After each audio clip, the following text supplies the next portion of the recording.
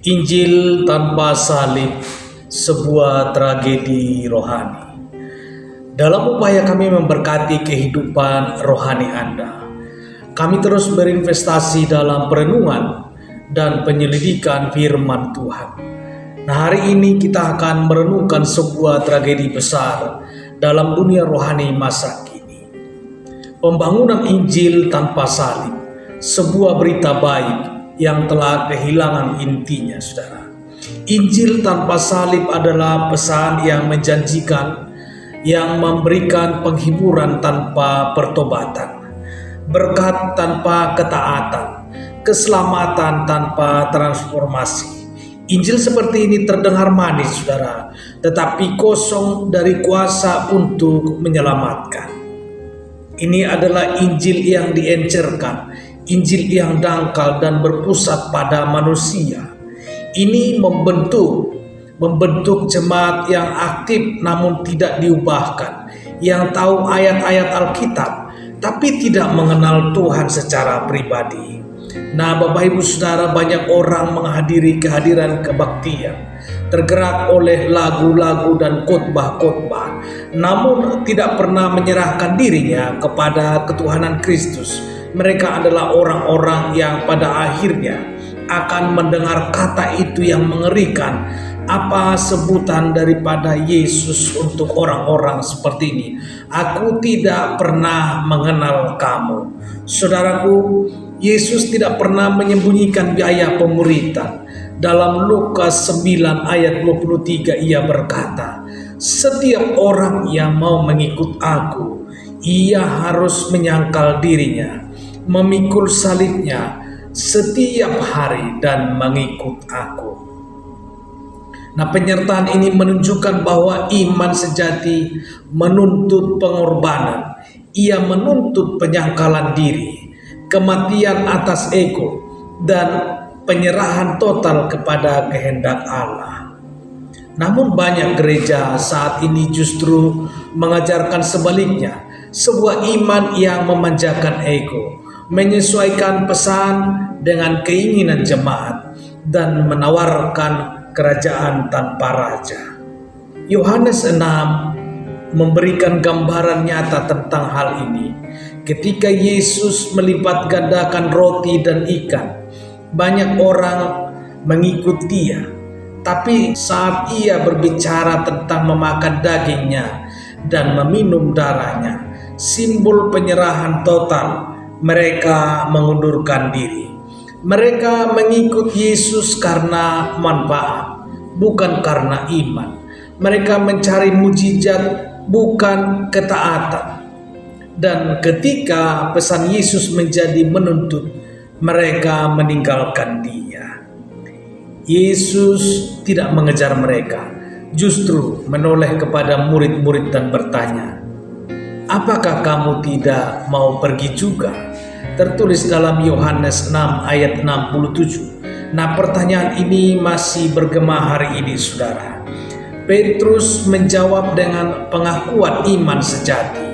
"Tuhan, kepada siapa kami akan pergi?" Nah, perkataanmu adalah perkataan hidup yang kekal. Dalam Yohanes 6 ayat 68, itulah suara hati seorang murid sejati. Kebenaran rohani yang penting di sini adalah tidak semua pengikut adalah murid. Banyak orang berjalan dekat dengan Yesus, tapi sedikit yang tetap setia ketika salib dipikul, saudara. Injil palsu sangat berbahaya karena ia meniru struktur Injil sejati.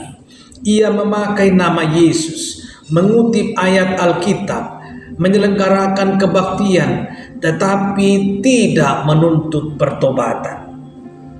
Nah, Injil palsu menawarkan berkat tanpa menyentuh dosa. Ia menarik massa, tetapi tidak membentuk murid. Ia menghasilkan konsumen rohani, bukan anak-anak Allah yang dilahirkan kembali.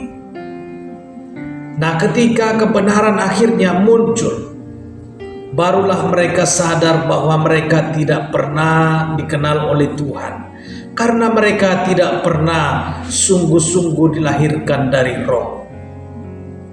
Nah saudara, salib bukan sekedar simbol agama, tetapi pusat dari keselamatan kita. Dalam 1 Korintus 1 ayat 18 berkata, firman tentang salib memang adalah kebodohan bagi mereka yang akan binasa, tetapi bagi kita yang diselamatkan, hal itu adalah kekuatan Allah. Di mana tidak ada salib, tidak ada keselamatan. Di mana tidak ada konfrontasi dengan dosa, tidak ada anugerah yang bekerja. Dan di mana tidak ada kelahiran yang baru, tidak ada nama yang tercatat di dalam kitab kehidupan. Injil tanpa salib menghasilkan iman yang rapuh, saudara. Ketika pencobaan datang, ketika dunia menekan, iman yang dibangun atas emosi dan kenyamanan akan runtuh. Iman yang tidak berakar seperti benih yang jatuh di tanah yang berbatu. Dalam Matius 13 ayat 21, hanya bertahan sebentar, tapi ketika kesulitan datang, iman itu layu karena tidak memiliki akar yang dalam di dalam Kristus Tuhan. Dan yang paling penting dan paling menyedihkan, banyak dari orang-orang ini pada hari penghakiman akan menunjuk pada semua karya besar mereka dan pada pelayanan mereka, acara-acara mereka, pengikut. Namun Yesus akan berkata, "Aku tidak pernah mengenal kamu, bukan karena mereka tidak bekerja, tetapi karena mereka tidak pernah berserah."